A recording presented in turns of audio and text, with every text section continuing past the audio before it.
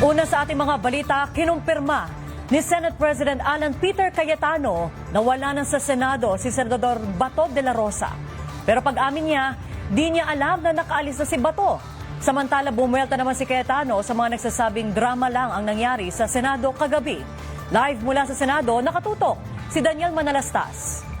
Daniel, may impormasyon ba kung paano nakaalis si Senador Bato?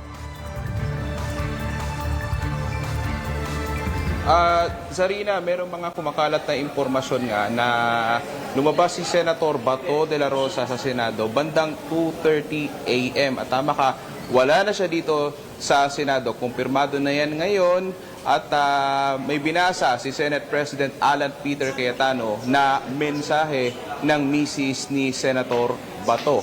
Sarina, 3 araw lamang pumasok si Senator Bato sa Senado matapos nga ang 6 na buwan na kanyang pag-absent dito sa Senado matapos lumabas ang warrant of arrest ng International Criminal Court. It is for this reason I am sure that Ronald made his, in quotation mark, escape.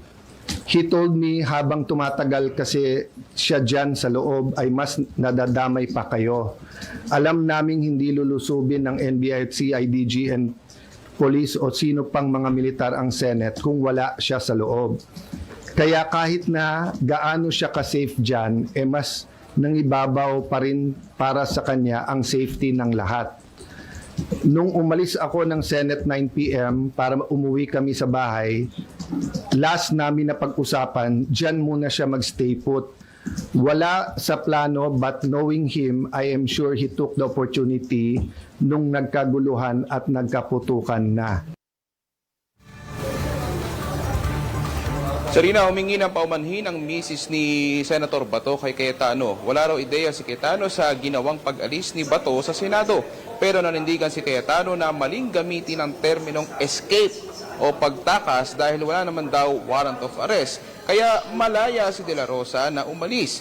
Pero base sa datos na ibinahagi ng isang senator source, 2:30 a.m. nakalabas si De La Rosa sa Senado, kung saan nakausap pa nito si DILG Secretary John Vic Remulla bago umalis, na kung saan nagbahagi nga ito si Senator Joel Villanueva ng Larawan. Sabi ni Cayetano, aantayin niya ang magiging report ni Secretary Remulla sa nangyaring putukan sa Senado. Ididetali naman ni Cayetano ang ilang impormasyon tungkol sa nangyaring putukan kagabi. Nag-verbal warning daw muna ang Office of Senate Sergeant at Arms, pero hindi tumigil ang mga nasabing kabilang panig sa pagsubok na makapasok sa Senado.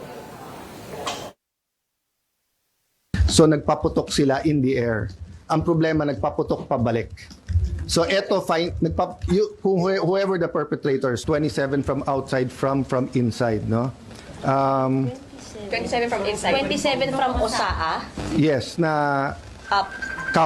count nung putok.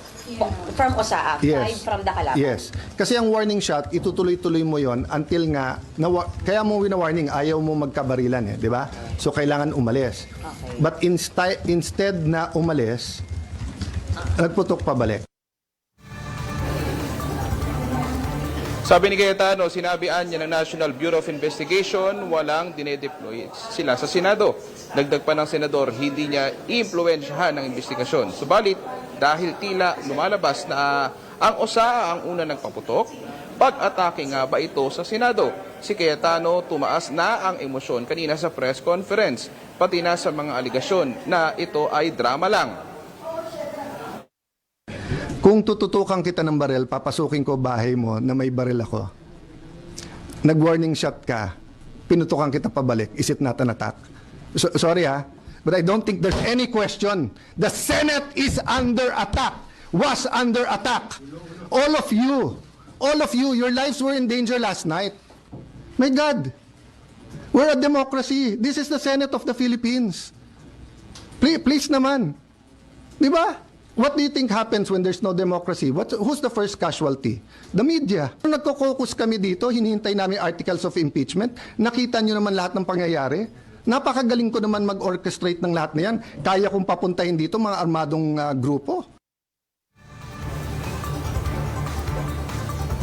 Sarina, dito sa kinatatayuan, dito sa aking likuran, makikita nyo, ito mismo yung area kung saan nagputukan kagabi.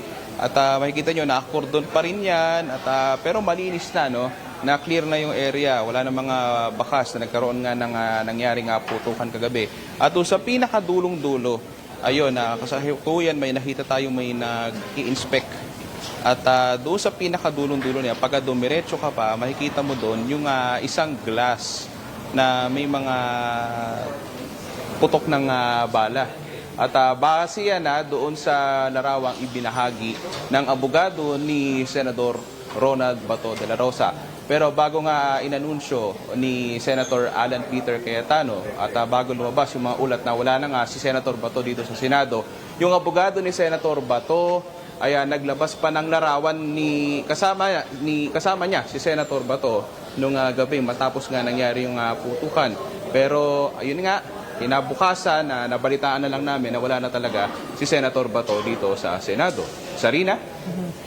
Daniel, one question lang, diba? Regarding doon sa pag-alis ni Senador Bato de la Rosa, I understand na sinabi ni Senate President na magkakaroon o hihingi siya ng incident report regarding sa pag-alis ni de la Rosa.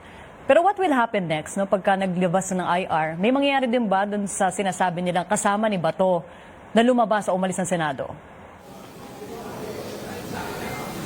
Alam mo, iniinsist kasi ni Senator Bato, ni Senator Alan Peter Cayetano, wala namang warrant of arrest itong si Senator Bato. So, ibig sabihin, Sarina, ay technically, hindi naman siya talaga labag, umalis ng Senado.